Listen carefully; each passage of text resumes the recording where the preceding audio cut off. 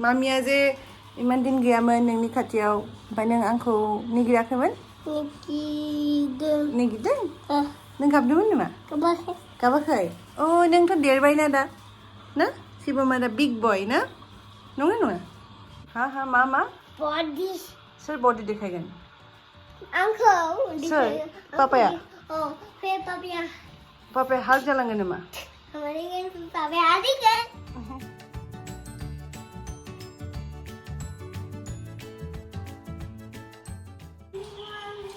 Hello everyone, खुलुमबाय, welcome back to my channel. लोगोफोर जोङो बेंगलरनिफ्राय दा मोजाङै गुवाहाटी सफैबाय. ओमफ्राय नै शिवमा. Say hello. Hello. नों गाबदोंमोन नामा बेटा? गाबाखै. जों मोनसे आइतानि न'आव, आब'नि न'आव. दा आं आब'नि न'आव दं होनदों. जों आब'नि न'आव दङ. बे जुस सोर लाबोदों जुसखौ? आरो मा लाबोदों मामिया नोंनि थाखाय देखाय? आं मा लाबोदों नोंनि थाखाय दाबो? लेडीबग. ओमफ्राय आरो मा लाबोदों देखाय मामिया? नोंनि हाल्क केप्टेन आमेरिकाखौ देखाय? थ' लोगोफोर बेंगलर थांनायाव थारमाने शिवमखौ बाबामोननाव गालांदोंमोन. ओमफ्राय बेनि कन्डिशना जाबाय बेनि थाखाय आं बिदि हाल्क पुतला लाबोनांगौ आरो एवेंजार्स माने लाबोनायखाय मोजां मोनबाय ना दा? जों न'आव लांगोन जों. न'आव लांगोन ना? सिल्कखौबो न'आव लांगोन, स्कुलखौबो न'आव लांगोन, फाइभखौबो न'आव लांगोन, फाइभखौबो न'आव लांगोन. ओमफ्राय थारमाने आं दिनै ब्लगखौ बानाया सानदोंमोन. ओमफ्राय मोनसे रिजननि थाखाय बानायनाय जाबाय. नै सासेया एक्टरा एक्चुअलि बाबाया माने मोनसे मा होनो मेसिन बायदों आरोना भाइब्रेसन माने मा होनो मालिस होनाय न'बा वेस्ट नामा थेरापि बेड. ओमफ्राय आं बे भिडिअ'आ जेबो एडभार्टाइजमेन्ट नङा बा जेबो प्रमोसन नङा. आंनि एक्सपिरियेन्सखौ शेयार खालामनो नागिरदों नोंथांमोनजों. ओमफ्राय मा बुस्थु आं देखायनो नोंथांमोना गोबाङानो मिथिगौबो जानांगौ. ओमफ्राय दा बै माने थेरापि बेड आरो बे. ओमफ्राय मेंनानै फैनायखाय माने मिस्टारा पुरा थेरापि लागासिनो आरो देखायनि.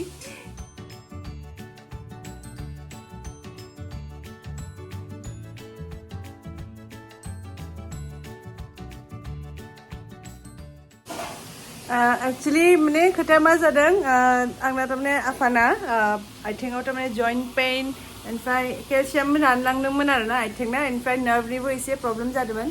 ओमफ्राय माने डक्टरखौ देखायनायाव मेडिसिन होदोंबाबो इमान मोजां मोनाखै. खिन्थु बे थेरापिनि माने मोनसे थेरापि सेन्टाराव थांबाय थादोंमोननो. बेयाव थांनानै बिराद मोजां मोनदोंनो.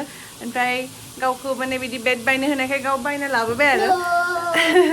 ओमफ्राय जोंबो थारमाने सानबाय बेडआ दङ जिहेतु दिनै एसे ट्राइ खालामना नायनि माबायदि. थ' दा माने मिस्टारा लागासिनो दङ. ओमफ्राय उनाव सोंसै माबायदि मोनदों. दा माने पुरा मालिस लागासिनो. बेनि उनाव फार्स्टआव मालिस होगोन ओमफ्राय बेनि उनाव थेरापि होयो. ओमफ्राय आंबो थारमाने मोनसे फेट्स खमायनायनि उदैनि थाखायबो थारमाने बेल्ट मोनसे दङ आरो. आंबो जिरायनानै एकदम बेल्टखौ मायना लाबाय आरो चान्स पे डान्स देखायनि र' नोंथांमोननो आं बेल्टखौ. सानैबो दा पुरा थेरापि लागासिनो दङ. न'आव थांनायसिगोन खेबसे. नै मानो लाबोदोंमोन? मानो लाबोदों? बिदिनो उदैयाव बेखौ लानानै दसे जिरायबाय थाबाय आं नायनोसै. खिन्थु एकदम माने मा होनो भाइब्रेसन जाबाय दङ आरो दा आंनि उदैयाव. भाइब्रेसनखौ पुरा फिल खालामगासिनो. पुरा जाबाय थादों. फेट्स खमायो. ओमफ्राय उदैयाव माबाफोर प्रब्लेम थाबाबो हामोनो. दा सानसे लाबाथ' जेबो जाया. खिन्थु थेवबो फैदों जिहेतु एक्सपिरियेन्स लानोसै. जुसा सेस मानो जाबाय नों? आंथ' नोंखौ ओंखाम जानानै जानो होदोंमोन. नों मानो लोंखो? मा जुस बेयो? मैंगो जुस ना? बे मैंगो जुसनि गोलैजोब्बाय. थ' दा मा होनो मिस्टार सिखारग्रोथों बेनि उनाव सोंसिगोन बेहा माबायदि मोनखो. मा खालामबाय थादों पापाखौ? पापाया उन्दैनिफ्राय फैबाय थादों बडि थांनानै. मा फैबाय थादों? बडिनि दैनि फैबाय थादों. बडिनि दै? बडि. बडिया मा जादों? बडि मालिस मासाज? बिनिफ्राय आथिं body filler go. उस मा बडि फैनांगौ Body बडि जासिगोन नामा दा papaya body filler. Body filler. Pura body filler is have you body filler. उफ नंगौ पावार फैगोन नामा पापानाव मा Body. सोर बडि देखायगोन Angkhow. सोर papaya Oh, hey papaya. Papaya heart जालांगोन नामा हमारे घर पापा आदि कर मा एक्टिं जाखो बियोलाय खुलुगे से बिखौ बिनिफ्राय माथा फै लगाय बिखौ माथानिफ्राय लगाय माथा होनना खर' बे मोजांथार बे मा मोजांथार बिखौ खुल नों मानो सेफायदों ओइ फैयाखैनो सेफायाखैथ' नङा बिनिफ्राय लागियो जे ओमफ्राय आं दा जि बेल्टखौ गानना दङ बे बेल्टआ थारमाने कपाल भारतीनि खामानि होयो आरोना जाय जे मानसिफोरा कपाल भारती खालामो बिथांमोना जुदि बे बेल्टखौ लागायो कपाल भारतीखौ खालामाबाबो जायो आरो बाबाया बुंनाय मथे ओमफ्राय किसुमान मानसि थायोना बेमार जाबाथाय ओमफ्राय उदै साबा बा कपाल भारती खालामनो हाया स' बिथांमोननि थाखाय मोजांनो आरो ओमफ्राय आंथ' कपाल भारती खालामफेराखै खुनु दिन खिन्थु दा पुरा भाइब्रेसन जाबाय थादों आरो आंनि उदैयाव ओमफ्राय आं फिन खनसेबो खोन्थानि आं जेबो थारमाने एडभार्टाइजमेन्ट खालामाखै दे जेबो कम्पानिनि खालि माने दिनै जों फैनानै एसे एक्सपिरियेन्सखौ लादों आरो स' बिदि खुनु स्पन्सरशिपबो नङा बे जेबो नङा बाबाया बायदों बाबाया माने बे बिसनाखौ माने बे थेरापि बेडखौ इउज खालामगासिनो स' दिनै जों फैनायखाय एसे ओरैनो ट्राइ खालामबाय आरो ओमफ्राय आं दाबो माने बेल्टखौ गानगासिनो स' माबायदि फिल माने खालामदों बेखौसो आं नोंथांमोनजों शेयार खालामनाय जादों थ' बे खुनु एडभार्टाइजमेन्ट नङा स' बिदि साननाङा आरो माने आं एडभार्टाइज खालामदों होननानै मामिया जे इमान दिन गैयामोन नोंनि खाथियाव ओमफ्राय नों आंखौ नेगिराखैमोन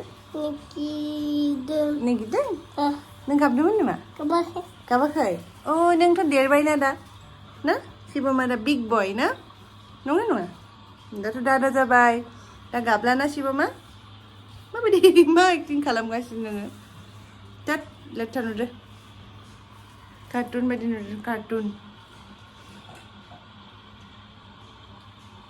मिस खालामदोंमोन आंखौ मिस खालामाखै हा आंखौ मिस खालामाखै गोसोखाङाखै मामिखौ हा आंखौ बावबायमोन नामा नोङो मामिखौनो बावबायमोन नामा नोङो हा मामि दं होननानै बावदोंमोन हा सोरजों उन्दुनाय नोङो आइथाजों दे होनबा दिनैबो आइथाजों थादों आं थांसै न'आव ओमफ्राय लोगोफोर जाबाय आंना खै मिनिट जाखो किमान मिनिट हल माहि 38 मिनिट्स आं बे बेल्टखौ गानदों नै देखायनि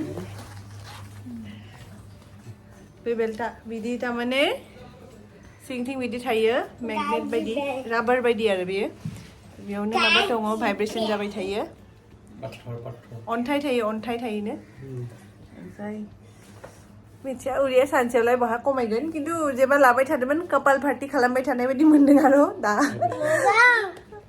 थिगानो मोनदों गाज्रि नङा लाबाय थानांगोन आरो ना ओमफ्राय उदैनि बेमारफोर थाबाबो हामो होनदों थ' दिनै सानसे लाबालाय बहा हामगोन खिन्थु मोजां मोनदों आरो जायखिजाया लानानै ओमफ्राय मिस्टाराबो लाखांबाय थेरापिखौ ओमफ्राय एसे बाहेरायाव थांदों ओमफ्राय सोंगोन र' माबायदि मोनदों बै जों गवा थांनायाव जे एयारपर्टआव माने मालिस लादोंमोन बिदिनो बायदि मोनदों माने गोरनाफोराव माबायो ओमफ्राय दा दसे उनाव आंबो थांनाय सिगां आंबो बेयाव दसे उन्दुनानै नायगोन माबायदि मोनो ओमफ्राय आंनि एक्सपिरियेन्सखौ आं शेयार खालामगोन ओमफ्राय उदैनि बेल्टखौ लानानै गाज्रि मोनाखै माने एकदम माने पुरा भाइब्रेसन जाबाय दंमोन आरो लोगोफोर नोंथांमोन आं बेडखौ मोजाङै देखायनि बेनो जाबाय थेरापि बेडआ बेनि कम्पानिनि नामा जाबाय नुगा बेस्ट ओमफ्राय र' आं बिदिखौ बोखाना देखायनि नै बिदि माने स्टन टाइपनि थायो आरोना बेनिफ्रायनो हिट फैयो हिट मोनो आरो थ' जिबो मा दा नै जिरायनो नागिरदों बेनि सायाव मोनसे जि पातला गुफुर जि बनानै माने बेयाव उन्दुनांगौ आरोना थेरापि बेड आरो ओमफ्राय बाबाया थारमाने बेखौ दा इउज खालामगासिनो दं ओमफ्राय आं सानदों बेनि रिभिउखौ 6 मान्थसनि उनाव होगोन माने बाबाया माबायदि मोनखो इउज खालामनानै ओमफ्राय लोगोसे बेजों मोनसे बिदि मेटबो मोनदों बेनि सायाव उन्दुनांगौ ओमफ्राय उन्दुबाथाय सिं सानायारि प्रब्लेमफ्रा हामो लोगोसे माबाफोर लेडिसनि जुदि माबाफोर प्रब्लेम थायो बेफोरखौबो हामो होनो ओमफ्राय लोगोसे बिदि माने मोनसे टेम्पारेचार सेट खालामनाय थायो आरोना बेयाव टेम्पारेचारखौ बिदि सेट खालामनानै उन्दुनांगौ बेयाव एसे हिट मोनबाय थायो आरो स' बेनिबो रिभिउखौ आं होगोन माबायदि मोनखो मालिसखौ लानानै उन्दुनो ओंखारदों दा मालिस लानानै उन्दुनो ओंखारबाय दे मोजां मोनदों